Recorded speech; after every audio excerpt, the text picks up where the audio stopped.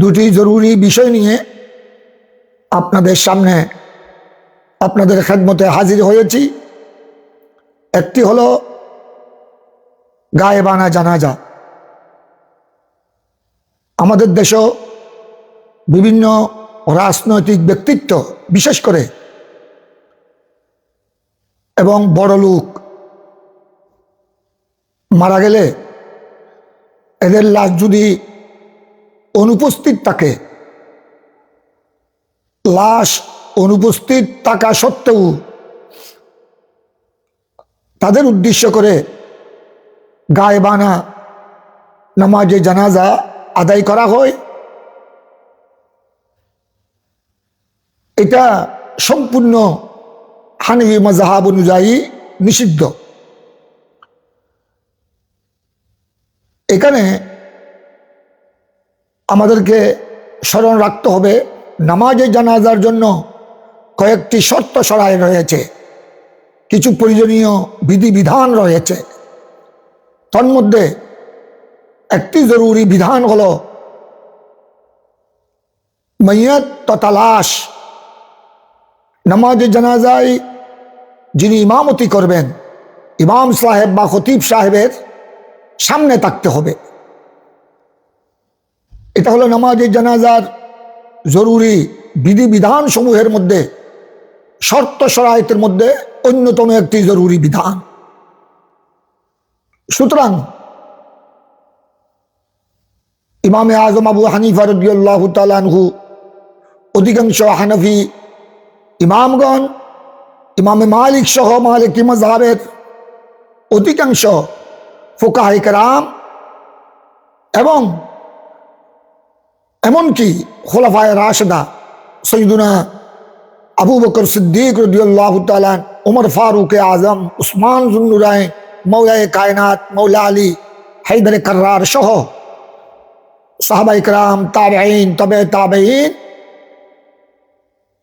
বুজুর্গানে দ্বীনের যুগ থেকে এই আমলেই প্রচলিত। হ্যাঁ, লাশ যদি বাহিরে থাকে বা বিদেশে থাকে বা অনুপস্থিত থাকে, অনুপস্থিত মুসলিম মইয়তের জন্য মুসলিম নরনারী যারা আমাদের থেকে বিদায় হয়েছেন তাদের জন্য আমরা দোয়া করতে পারবো। বারবার দোয়া করাটা এটা হকুল মুসলিম আলাল মুসলিম, এক মুসলমানের উপর আর এক মুসলমানের হক অধিকার। যেমন কিছুদিন আগে আমাদের বাংলাদেশের এক সন্তান উসমান হাদি, তাকে নির্মমভাবে গুলি করে মারা হলো। গতকাল বাংলাদেশের সাবেক প্রধানমন্ত্রী, একে একে তিনবারের প্রধানমন্ত্রী আলহাজ্জা বেগম খালেদা জিয়া ইন্তেকাল করেছেন। তাদের জন্য আমরা যারা নামাজে জানাজায় উপস্থিত থাকতে পারি নাই বা উপস্থিত থাকতে পারবো না, আমরা দোয়া করতে পারবো। আমরা দোয়া করব, যেমন আমি উসমান হাদির জন্য প্রধানমন্ত্রী আলহাজ্জা বেগম খালেদা জিয়া সহ আমাদের আঞ্জুমানে রহমানিয়া আহমদিয়া সুন্নিয়া ট্রাস্টের জয়েন্ট সেক্রেটারি আলহাজ সিরাজুল হক সাহেব ইন্তেকাল করেছেন গত কয়েকদিন পূর্বে। তাদের জন্য আমি আমার ঘরের পার্শ্বে শীতলজন্না অক্সিজেন মসজিদে রহমানিয়া গৌসিয়ায়, মাদ্রাসায় রহমানিয়া গৌসিয়ায় মুসল্লিদেরকে সাথে নিয়ে, শিক্ষার্থীদেরকে সাথে নিয়ে, এলাকাবাসীকে সাথে নিয়ে দোয়া করেছি আল্লাহর দরবারে তাদের রফে দরজাতের জন্য, মাগফিরাতের জন্য, জান্নাতের উঁচু স্থান নসিব হওয়ার জন্য, রব্বুল আলামিনের জন্য দোয়া করেছি। আমরা মইয়ত যদি আমাদের সামনে উপস্থিত না থাকেন, আমরা তাদের জন্য খতমে কোরআন আদায় করব, খতমে তাহলিল, খতমে সহিহ বুখারী শরীফ, খতমে গৌসিয়া শরীফ, এভাবে দোয়া দিয়ে ব্যবস্থা করতে পারবো। এটা তো কোনো অসুবিধা নাই। কিন্তু নামাজে জানাজা এটা যেহেতু একটি শরঈ বিধান, ইসলামের একটি বিধান, তা ফরজে কিফায়া, সুতরাং এখানে আমাদেরকে শরীয়তের বিধানকে আমরা মর্যাদা দিতে হবে। এমনকি দেখা যায় খোলাফায়ে রাশেদা সৈয়দুনা আবু বকর সিদ্দিক, উমর ফারুক আজম, উসমান যুন নুরাইন, মৌলা আলী মুশকিল কুশা রাদিয়াল্লাহু তাআলা আনহুম আজমাইনের জামানায়, ওনাদের খেলাফতের সময়ে মদিনায় পাক থেকে দূরে অনেক সাহাবায়ে কেরাম ইন্তেকাল করেছেন, অনেক তাবেঈন ইন্তেকাল করেছেন, যাদের লাশ ছিল অনুপস্থিত, মদিনা শরীফে হাজির ছিল না। এই অনুপস্থিত সাহাবায়ে কেরাম তাবেঈনের জন্য সিদ্দিক আকবর, ফারুক আজম, উসমান গনি, মৌলায়ে কায়নাত, মৌলা আলী মুশকিল কুশা, ওনারা গায়েবানা নামাজে জানাজা আদায় করেন নাই, দোয়া করেছেন।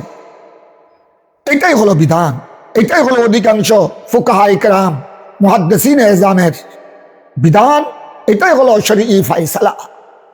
সুতরাং অনেকেই অতিভক্তি দেখাতে গিয়ে হয়তো রাজনৈতিক স্বার্থ সিদ্ধির জন্যে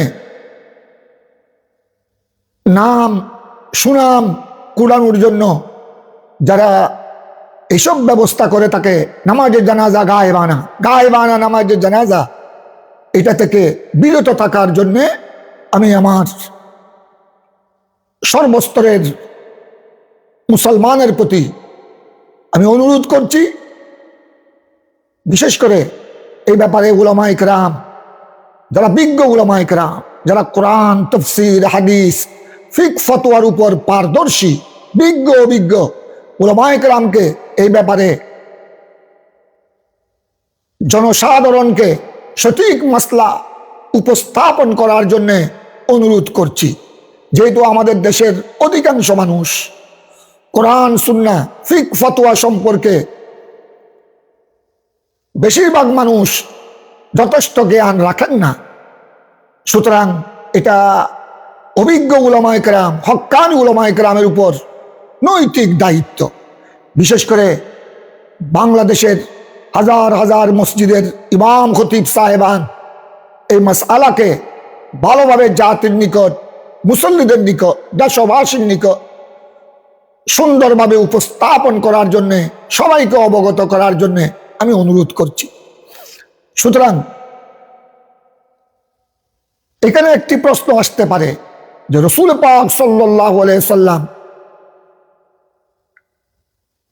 হাবশ আবিসিনিয়ার সম্রাট নাজ্জাশী, যার উপাধি ছিল, যার আসল নাম ছিল আসহামা, তার ইন্তেকালের পর আমার নবী মদিনাবাসী সাহাবায়ে কেরামকে তার ইন্তেকালের দিন ইন্তেকালের খবরও দিয়েছেন। আবার রাসূল পাক সাল্লাল্লাহু আলাইহি ওয়াসাল্লাম তার জন্য আমার প্যারা নবী মদিনার ঈদগাহে, মদিনার মুসল্লায় ঈদগাহে সাহাবায়ে কেরামকে সমবেত করে 4 তাকবীরের মাধ্যমে নামাজে জানাজা ব্যবস্থা করেছিলেন, আয়োজন করেছিলেন। রাসূল পাক সাল্লাল্লাহু আলাইহি সাল্লাম স্বয়ং নিজেই নামাজে জানাজার ইমামতি করেছিলেন। অথচ আবিসিনিয়ার সম্রাট নাজ্জাশী আসহামা, তিনি তার লাশ মদিনা শরীফে উপস্থিত ছিল না, তার লাশ ছিল আবিসিনিয়ায়।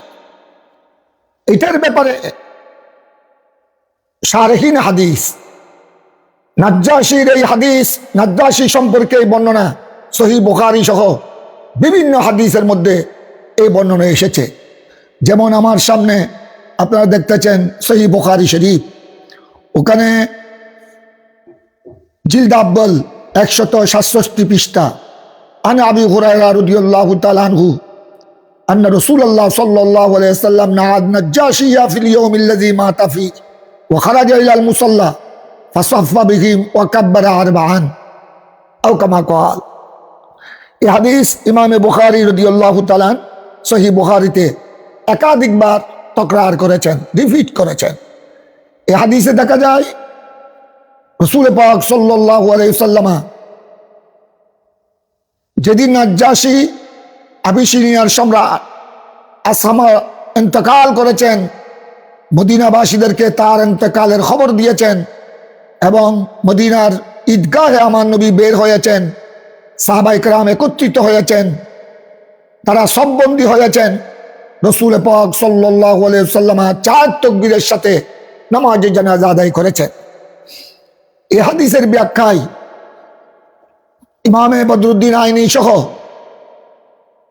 বড় বড় হাদিস বিশারদ এখানে স্পষ্ট বলেছেন। আল্লামা বদরুদ্দিন আইনি উমদাতুল কারি শরহে সহিহ বুখারীর মধ্যে বিস্তারিত আলোচনা করেছেন।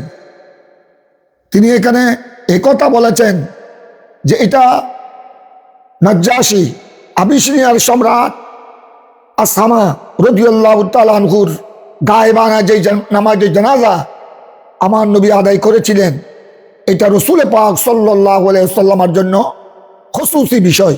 এটা পেয়ারা নবীর জন্য নির্দিষ্ট, এটা উম্মতের জন্য নয়, আমাদের জন্য, আপনাদের জন্য নয়। আরেকটি এখানে এটা ছিল রসুল পাক সাল্লাল্লাহু আলাইহি ওয়াসাল্লামের মুজিজা স্বরূপ। কারণ এখানে এসেছে, শারহিনরা বলেছেন রুফিয়া লাহু শরীরুহু ফারাহু, যে হযরতে নাজ্জাশী আসামা রাদিয়াল্লাহু তাআলা আনহুর ওনার লাশকে রসুল পাক সাল্লাল্লাহু আলাইহি ওয়াসাল্লামের সামনে উপস্থিত করা হয়েছিল, উঠানো করা হয়েছিল। আমার নবী ওনার লাশকে দেখে দেখে মদিনায় পাকে নামাজে জানাজা আদায় করেছিলেন। অর্থাৎ যদিও শাহে হাবাস আবিসিনিয়ার সম্রাট নাজ্জাশীর লাশ আবিসিনিয়ায় ছিল, কিন্তু এটা রসুল পাকের জন্য মুজিজা। এটা আল্লাহ তাবারক ওয়া তাআলা তার লাশকে মদিনা শরীফে আমার নবীর সামনে উপস্থিত করেছিলেন। এটা রসুল পাক সাল্লাল্লাহু আলাইহি ওয়াসাল্লামের মুজিজা স্বরূপ, এটা রসুল পাকের জন্য খাস। যেমন এখানে আরো দেখা যায়, ইমামে আইনি আলাইহির রহমার উদ্ধৃতি দিয়েছেন সৈয়দুনা যায়েদ বিন হারেসা রাদিয়াল্লাহু তাআলা, সৈয়দুনা জাফর বিন আবু তালিব রাদিয়াল্লাহু তাআলা। ওনারা ইন্তেকাল করেছিলেন মদিনা শরীফের বাইরে, কিন্তু ওনাদের লাশকে রসুল পাক সাল্লাল্লাহু আলাইহি ওয়াসাল্লামের সামনে উপস্থিত করা হয়েছিল। তাই আমার প্রিয় নবী ওনাদের জন্য নামাজে জানাজা আদায় করেছিলেন। এটা আখরাজাহুল ওয়াকিদি ফি কিতাবিল মাগাজি। এভাবে ইমাম ওয়াকিদি, ইমামে তাবরানি এই ধরনের বর্ণনা উপস্থাপন করেছেন যে কিছু কিছু ক্ষেত্রে রসুল পাক সাল্লাল্লাহু আলাইহি ওয়াসাল্লাম যেই গায়েবানা জানাজা নামাজে জানাজা পড়েছিলেন, এটাতে মাইয়াত হুজুর করিম রসুল পাক সাল্লাল্লাহু আলাইহি ওয়াসাল্লামের সামনে উপস্থিত ছিলেন, আল্লাহ উপস্থিত করেছিলেন রসুল পাক সাল্লাল্লাহু আলাইহি ওয়াসাল্লামের মুজিজা স্বরূপ। সুতরাং এটার উপর আমরা যারা উম্মতে মুহাম্মাদি, আমরা যারা রসুল পাক সাল্লাল্লাহু আলাইহি ওয়াসাল্লামের অনুসারী, আমাদেরকে এইটার উপর অনুমান করা যাবে না। সেজন্য খোলাফায়ে রাশেদা, সিদ্দিক আকবর, ফারুক আজম, উসমান গনি, মাওলা আলী সহ সাহাবায়ে কেরাম এই হাদিসের উপর আমল করেন নাই। যেহেতু এই হাদিস নাজ্জাশী আসামা রাদিয়াল্লাহু তাআলা আনহুর গায়েবানা নামাজে জানাজা, এটা আমার প্যারা রসুলের উপর, রসুল পাকের জন্য সাল্লাল্লাহু আলাইহি ওয়াসাল্লামের জন্য খাস এবং নির্দিষ্ট ছিল, তাই ওনারা আমল করেন নাই। এইভাবে তাবেঈন এই হাদিসের উপর আমল করেন নাই।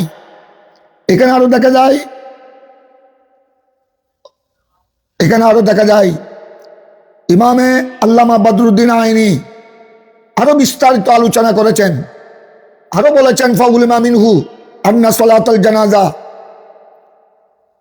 ইয়াহতাজু ফিহা ইলা আন ইয়াকুনাল জানাজা বিমারাইন মিনাল ইমাম।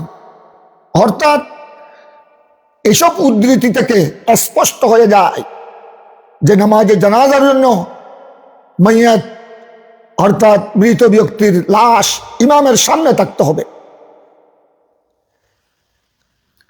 এটাই হলো অধিকাংশ ইমামগণের অভিমত। ওয়াকা ফি কালামে ইবনে বাত্তাল তাখসিসু যালিক বিন নাজ্জাশী ফকাল বেদলিল বাকিল উম্মাহ আলা তারকিল আমল বিহাযাল হাদিস।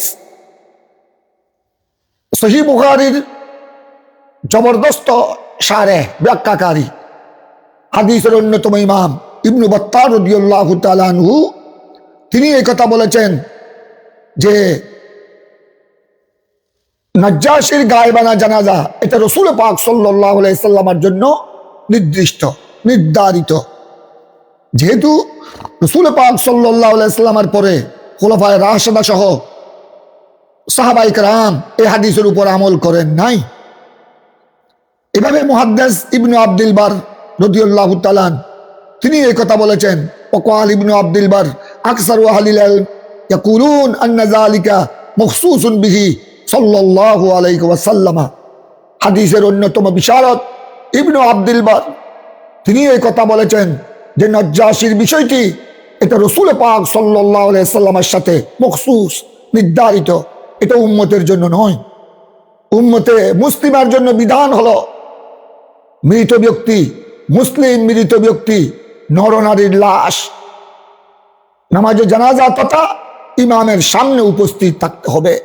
এটা নামাজে জানাজার জরুরি বিধানের মধ্যে একটি অন্যতম বিধান। তাই আমি যারা সঠিক মাসলা না জানার কারণে গায়েবানা জানাজায় আদায় করার জন্যে অনুপস্থিত মৃত ব্যক্তির নামাজে জানাজা পড়ার জন্য যারা অত্যন্ত আগ্রহী হয়ে থাকেন তাদেরকে সঠিক মাসলা জেনে নেওয়ার জন্য, অবগত হওয়ার জন্যে আমি আহ্বান করছি। দ্বিতীয় মাসআলা হলো আরেকটি জরুরি মাসলা। অনেক ক্ষেত্রে আমি এই মসলাগুলি বলেছি, মাসিক তরজুমানে আহলে সুন্নতে প্রশ্ন উত্তর বিভাগে অনেকবার বলেছি, বিভিন্ন বয়ান তকরিরের মধ্যে বলেছি। অনেকেই আমল করেন, আলহামদুলিল্লাহ, তাদের প্রতি মোবারকবাদ। অনেকেই হয়তো অজ্ঞতার কারণে মাসলা মাসাইল সঠিকভাবে না জানার কারণে অনেক সময় তারা সঠিক মাসলা উপর অনুসরণ করেন না। ওই দ্বিতীয় মাসআলাটি হলো নামাজে জানাজার ক্ষেত্রে হানিফি মাযহাবের অভিমত হলো নামাজে জানাজা একবার, দ্বিতীয়বার নামাজে জানাজা পড়ার বিধান নাই। হ্যাঁ, যদি প্রথম নামাজে জানাজা অলি আকরাব তথা মইয়তের আপন ছেলে বা বাবা এই জাতীয় ওলি যদি নামাজে জানাজায় উপস্থিত থাকেন, অথবা ওনারা একজনকে ইমাম খতিবকে এলাকাবাসীকে অনুমতি দিয়েছেন নামাজে জানাজা আদায়ের জন্য, তখন অথবা প্রথম জানাজায় যদি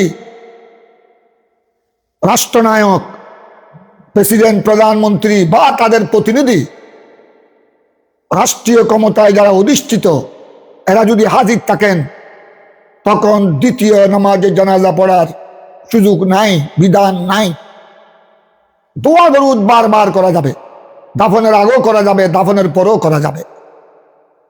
তবে হ্যাঁ, প্রথম নামাজে জানাজায় যদি ওলি, মইয়তের প্রকৃত জিম্মাদার, আপন ছেলে, আপন বাবা, এটা ওলিয়া আকরাব, আর এরা না থাকলে ওলিয়া আবাদ, আপন ভাই, এরা যদি উপস্থিত না থাকেন এবং প্রথম জানাজা আদায়ের জন্য অনুমতিও যদি প্রদান না করেন, এলাকাবাসী বা মুসল্লিরা স্বীয় আগ্রহে প্রথম জানাজা আদায় করেছেন কোন মৃত ব্যক্তির, তখন ওলিয়া আকরাব, ছেলে বাবা, আর ওলিয়া আকরাব না থাকলে ওলিয়া আবাদ, দূরবর্তী ওলি, দায়িত্ববান ভাই, ঘনিষ্ঠ আত্মীয়, ওনারা ইচ্ছা করলে দ্বিতীয় জানাজা আদায় করতে পারবেন। তবে যদি প্রথম জানাজায় মইয়তের আপন ছেলে, আপন বাবা, ওলিয়া আকরাব যদি হাজির থাকেন অথবা ওনাদের অনুমতি সাপেক্ষে প্রথম জানাজা অনুষ্ঠিত হয়, তখন দ্বিতীয় জানাজা পড়ার বিধান নাই। এটাই হলো শরীয়ত সম্মত। কিতাবুল হেদায়া সহ আর দুরুল মুখতার আর রদ্দুল মুখতার, ফিকে হানফির নির্ভরযোগ্য কিতাবের মধ্যে ইসলামী আইন শাস্ত্রের মুস্তানাদ নির্ভরযোগ্য ফতোয়ার কিতাব সমূহে এই মাসলা বিদ্যমান। সুতরাং সবাইকে আমি এই ব্যাপারে সঠিক মাসলা অবগত হওয়ার জন্য অনুরোধ করছি। আল্লাহ তাবারক ওয়া তাআলা আমাদেরকে আপনাদেরকে সঠিক মাসআলার উপর আমল করার আল্লাহ যেন তৌফিক দান করেন। আমিন সুম্মা আমিন। ওয়া আখিরু দাওয়ানা আনিল হামদুলিল্লাহি রাব্বিল আলামিন। আসসালামু আলাইকুম ওয়া রাহমাতুল্লাহি ওয়া বারাকাতুহু।